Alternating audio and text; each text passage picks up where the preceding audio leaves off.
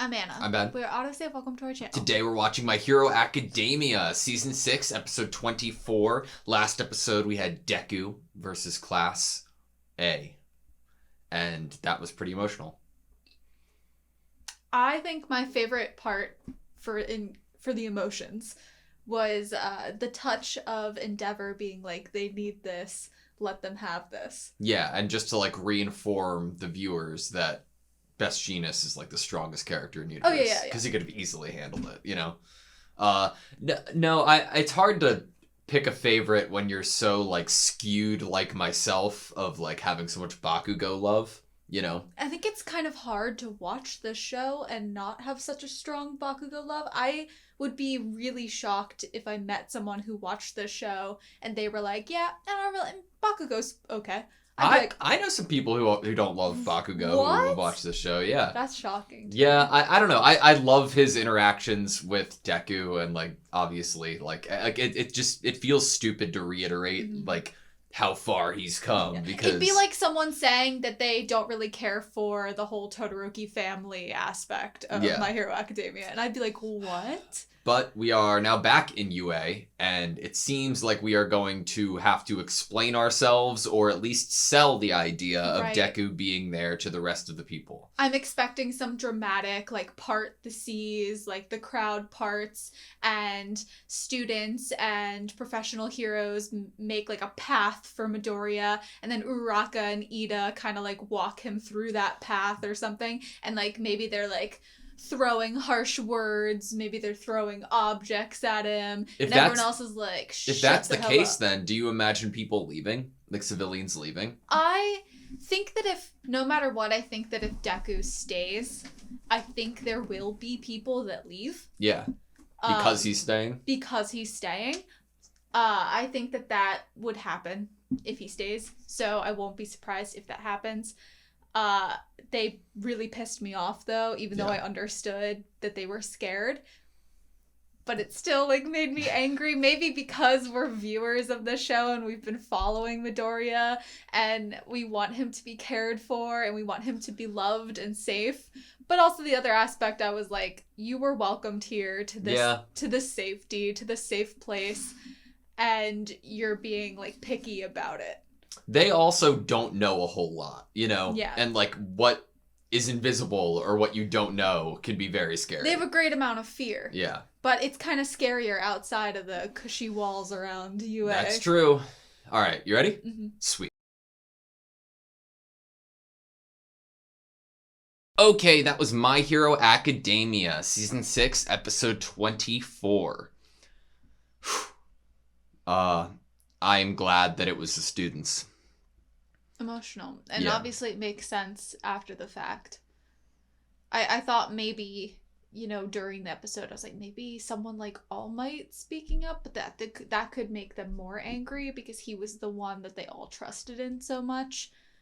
And obviously if they know anything about Deku's possible powers, then they might be like, All Might, this was supposed to be something you finished first or you protected us from. I like that it seems like it's like what Hawks was saying. Like everybody's connected, right? Mm-hmm. It's all intertwined, and the way that it is, it like comes from the top of heroes like All Might, and then it goes further down the hero chain, and then it goes to the students who have quirks that are becoming, you know, heroes, and then it goes to the responsibility of the people who those heroes have like affected and touched and like motivated or inspired, and then those people are inspiring people who maybe are on the fence, and then the people on the fence are inspiring those who are on the other side of the fence. You need that bridge between the heroes and the audience members, as one of the guys in the crowd said later on. That was a great, you know, analogy for the whole situation, the performers and the audience. And you needed that bridge between, and we get that, you know, with Kota. Yeah. And the heteromorph. Yeah. Yeah. Kota being like used still at this point in the show, especially at this point of the show. It's fan service. Well, no, it's like no, I know, but like it's so happy.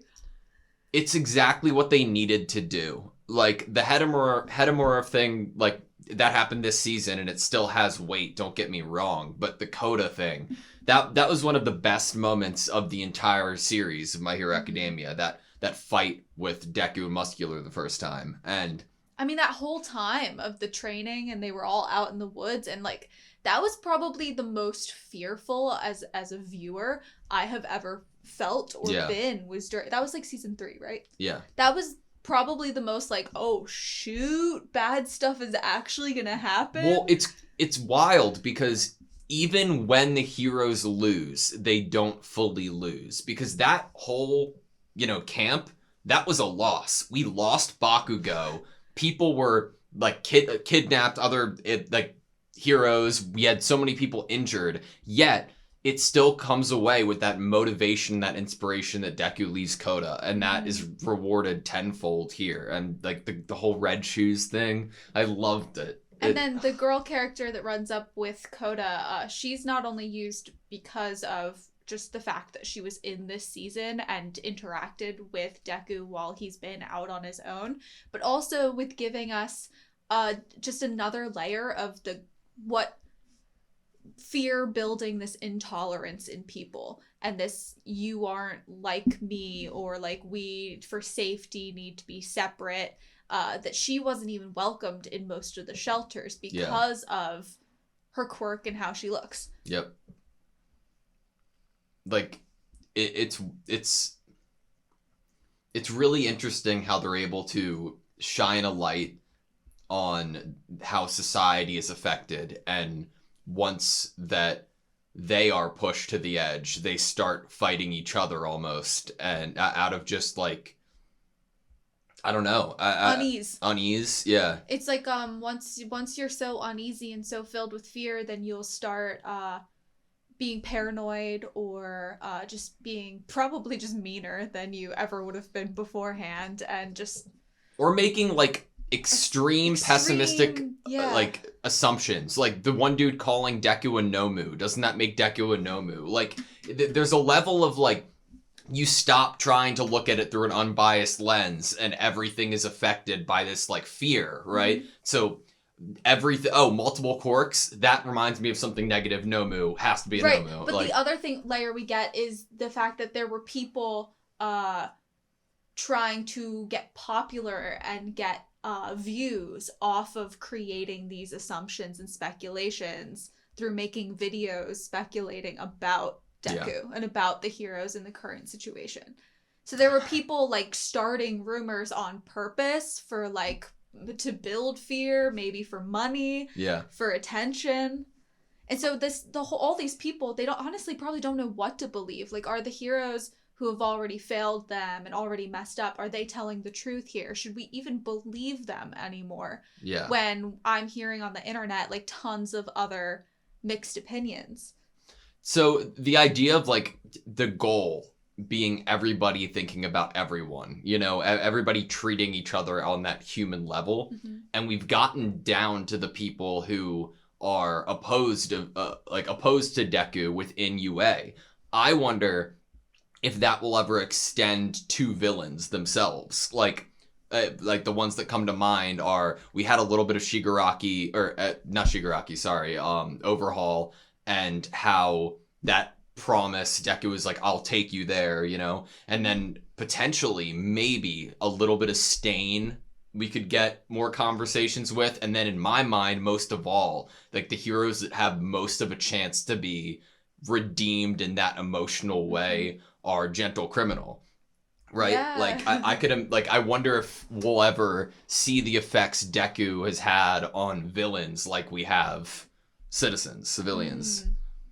All I know is that like the end of this episode, you brought up Stain, and then that's all I could think about, because I feel like Stain, from a writing standpoint, was one of the most perfect devices for a villain character to get people into this series, to get people like wanting to continue to watch My Hero Academia. I feel like Stain has stayed in everyone's heads, even though we have not seen him in so long, because he's still in people's hearts. He's still informing their decisions. He's influenced a lot of our main villains. Yeah. into joining the league. So to get him at the end of this episode, it's kind of all I can think about because he's such a great device. Okay, so what do you use him for here, right? Like, is he's obviously use him well. He's obviously going to All Might.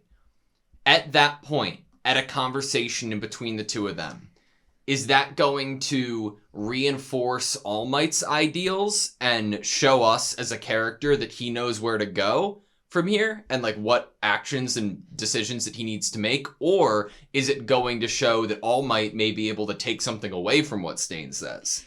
So we're going into the scenario that's really, really bad because the place that All Might is headed is for the anti-hero people that won't like evacuate to UA, which would probably like an appearance from Stain. Maybe. Why do you say that? I could just see them I would see the people that are anti-hero, they would prefer to listen or prefer to entertain Stain over All Might, I feel like. I don't know. There's the possibility. I think that, like, it's interesting because I get what you're saying, and it's based off of the public's reception to that initial video that went viral of Stain talking about the superficial elements of becoming a hero and why it isn't that case like for everybody. It'd be a really interesting dynamic though, because what does Stain make of All Might now that All Might is unpowered? Does that make Stain's perspective, like point of view towards All Might greater or worse? Like, is Stain going to be a device that links the people who are anti-hero back to Deku? Because if Stain's whole thing was like real heroes, you know, that aren't just like flashy and for money and for profit, like, would Stain possibly be like, oh, that Midoriya kid, I'm kind of interested in him? And then the anti-hero people would be like, huh, okay. So would Stain here be able to say that it's not, because his idea of what makes a hero isn't defined by what abilities they have, or maybe even if they have abilities at all, right? It's the actions and perspective that they're using that power for. The intention. Yeah, the intention. And regardless of All Might's strength and power, his intention would stay the same as it was previously. So even though that he doesn't have this power, and he's still willing to do the things that he would when he had that power, would that be enough to continue to have Stain still won over by him? I think it's a great question, especially with this episode. The theme is like, there needs to be these links created. This one person, this group of people creating this link between this and that. And Uraraka here is the link between Deku and the people that have evacuated, that do still trust heroes to some extent to take care of things. And we have this outlier group that is why All Might is leaving, that does not link up. Yeah. And so now we have both Stain and All Might headed to this group that is still kind of an outlier, that isn't linking to Deku. Yeah. And I don't know, I'm honestly really excited to see what they do with it. I would very interested to see a Stain and All Might interact, like a current All Might, skinny All Might interaction. Yeah. Well, here's the question. We know, we've obviously heard a lot of Stain talking previously. Is there any chance that like we get an inkling into why Stain thought these things in the first place? Like, do we get a flashback of him watching All Might on TV? Do we get an interaction between the two of them? Like what, like a little bit about Stain's past, you know? Mm-hmm. I mean, it'd be really interesting to see what Stain's past would be. It makes me think about Spinner and how Spinner like watched TV, yeah, and why Spinner chose to kind of take on this Stain attitude, yeah, and how Spinner was treated in his life, and just how Twice was treated in Twice's life.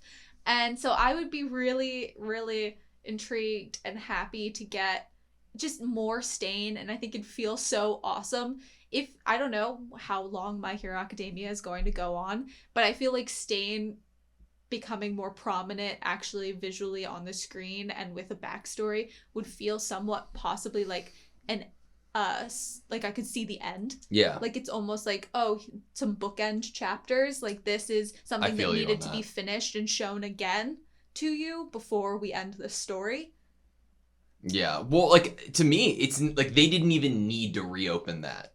But the fact that they did in the way that they're going about it makes it so compelling. We had a line about like people are forgetting the soul behind the man in reference to All Might. Do you think Stain has ever forgotten like the soul behind the man? Like, or is he capable of realizing the complexity of like that these are humans too, and that's why choosing to do good means so much? I think that, honestly, I wouldn't be surprised if he was compelled because of his understanding of how hard it is to actually put yourself on the line and to be wanting to do this with your whole heart. Yeah. And speaking of understanding people, one of my favorite moments this episode was like the flashback of Ochako looking at the heroes and her parents. And it was the specific like order of events of how she saw, understood, and appreciated the support coming from the crowd directly affecting the hero. Yeah. This like beaten up, tired, exhausted hero was able able to just like break through with a smile on his face just based off of other people's appreciation. I love Ochako's understanding of those emotions. I think it was really cute too because like her parents still were like, oh, you're looking, honey, like the hero's over there, look over there. Yeah. And I'm like, no, this is where the birth of like who she is like happened. Like this is where she realized that